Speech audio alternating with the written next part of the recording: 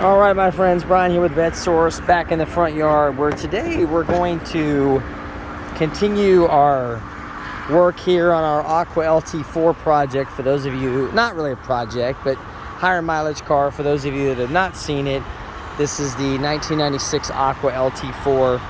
That is the higher mileage car with 135,000 miles, but still in really nice shape. Actually quite a nice runner and a very attractive color. One of only 60 made in this color in the LT4 version for 96.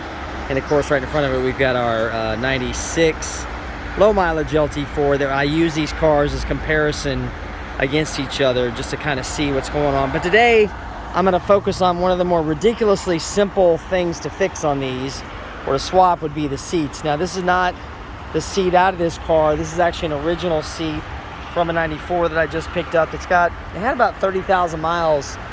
There's nothing wrong with the seats in this one, but at some point in the past, this car went through a dealer and they went ahead and did the cheap thing that dealers do just to move inventory, is they put a vinyl, or had these recovered in a basic vinyl cover, which doesn't retain the pattern of the original seats.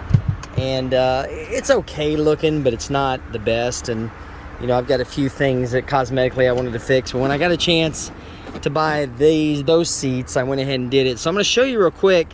See, I didn't even put that bezel back on. I know they broke it. I'm going to show you real quick what it takes to get these out of here. These are ridiculously simple. This is a fiberglass base with a cushion here in the bottom, and then of course your upper cushion. Now these are the non-sports seats. These are the base seats that came in the Corvette this year, leather. And the other option they actually have is that they were power. So when you bought a Corvette, if you got the 1SA car, it did not have power seats. It had this style of seats, but they weren't power. Which honestly, these are easier to deal with than the sports seats. The sports seats have all the lumbar controls and other stuff on them, which is cool if you're into that kind of stuff. I never was really a big lumbar fan, or now they've got heated seats and all the other good stuff. But anyway, I'm going to show you what it takes to swap this. I don't even know if I'll make this a 10-minute video or not, but we'll see. So obviously you're looking at it, there's no way, you really can't see any type of fasteners or anything, so you're curious how you're going to separate this. Of course, on the bottom here is our seat track, and there's some covers on the seat track. But what you'll probably miss is if you see that little clip right there, see how I can push that back? That clip is what holds this thing in place. And all I do is push that back while pulling up, and ridiculously, the entire seat cushion comes out. That's it. That's all there is to it. Now, again, is how frustrating it is some things to pull off of this car. This is one of those things that is not. So you can see here I've got 1, 2, 3, 4 bolts that retain this frame assembly right here, and the upper part of it. There's the hinge plate for the upper part of the seat, and then of course there's the recline mechanism that will actually allow you. This one's kind of broken, you can see there, or they just didn't bother to put the fasteners back in when they recovered it. What that allows you to do is pull the seat, or actually gives you a little bit of recline back and forth. Kind of one hand in that you can see there. See how that moves? So anyway, that's basically it. So let's get this thing out of here. We're going to put this new one in here and use my trusty little electric ratchet here. And unless something just decides to stick on us, we'll make this pretty lickety split. These are just straight up 14 millimeters. There's one.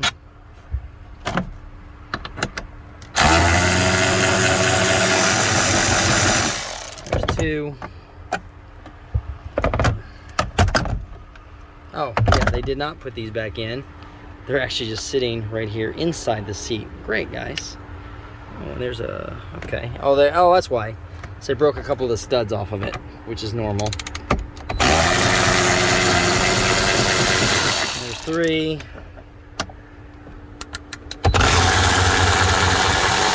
And there's 4. And you'll see, if you were watching carefully, the entire seat. Now, if I can do this one-handed, this will be another trick.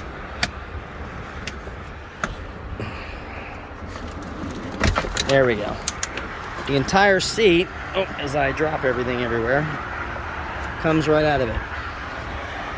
Okay, so there's my dime, and there's my extra pieces right there. But now you can see, and also, God, this thing's filthy. I'm gonna put the, oh, and there's our broken piece of bezel back there. This guy was a smoker, so this has quite a bit of ash left in here, which I need to clean out. But I will do that on another trip through here. And for those of you that have not understood, the earlier C4s, the jack and jack tool were located with the spare tire in the spare tire tub. On these cars, the jack is actually in this compartment back here in that corner, and your spare tire lug wrench, your jack or lug wrench, is right here behind the seat, which is an odd place for it to be, but that's where they put it. So I'm gonna clear this out real quick. Just a few pieces of trash. Oh, there's more money. I'm rich. I'm rich. I'm rich. And I don't think, God, this thing's dirty. Yuck. Oh yeah, my battery's dead right now because I have a power drain somewhere. So, not gonna worry about that right now. You can see that actually, this little connector right here is for the turn seat belt on or off. If you don't have it, or I'm sorry, if you don't have it connected, it will actually, that's weird. Oh, there's the door hinge that I'm missing. The spring for the door hinge is gone, and that's why it won't shut. So they bothered to throw it over here in the corner.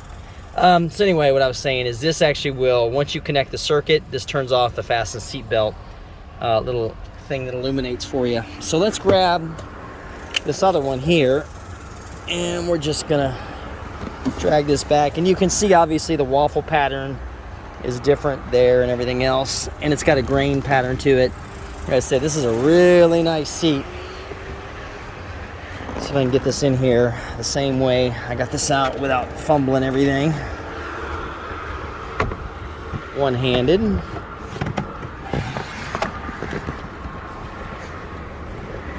Let's see. Are we smarter than the car, Brian? There we go. Yes. All right. Even though the cars are smart. All right. And where did my seatbelt go? My seatbelt just fell.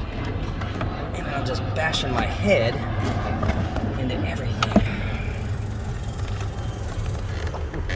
Okay. All right. Now all I'm gonna do is line our holes up, get that thing back in there. God, I love it when I hit your head in the right spot.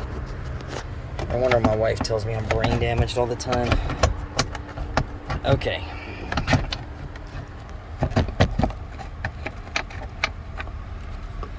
We're just gonna line these holes up.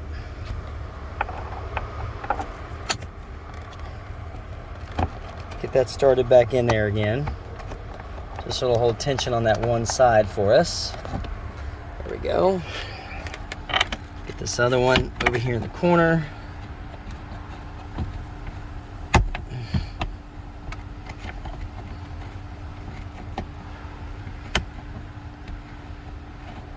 There we go, there's number 2. We're gonna get number 3 right here.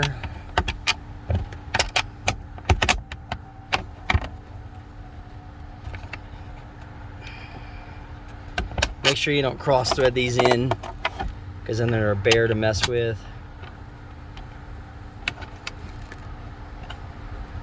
There we go, there's number 3. And number 4. Now these won't actually line up all the time, but they'll get pretty close. Let's go ahead and swap to the other side. We're gonna go ahead and get, there's one. As I left my 13 over there. There's 2. Now, if you'll recall, this is the seat frame assembly that broke on our yellow 96 that was broken right there, probably from either a heavy set person in there or somebody that was deciding to jam the clutch really difficult, really hard. So there's our seat in there, and we're going to put our lower cushion in. And let's see if we can get this down where it needs to go. And what you're going to find when you get down here is what it has to do is you've got to push down. See how you can see it maybe down there? My hand's not in the way. And then we're going to pull it up and over, and that locks it into place. See that? So it won't go anywhere. Of course, now I got it all sweaty just after I cleaned it off, because even with the shade, we still got pretty hot. Let's get our towel. It's a worthless shop dog. He's not that worthless. He's okay. It's been lurking around here for a long time. All right, let's wipe that off. And there we go, guys. I was wrong. Close to 10 minutes, 11 minutes. A lot of that was just frou-frou. So there is the correct seat in there versus the incorrect seat. It's a small thing, guys, but detail items I like to make sure they're at the right as I go along, and as I find things to be able to put in there, I'll do it. So that's gonna wrap this video up, guys. Short one today. I'll be back again later. I got a little more time now. We can work on some of this stuff. So I'll catch up with you then. But thanks for watching, guys. See you next time.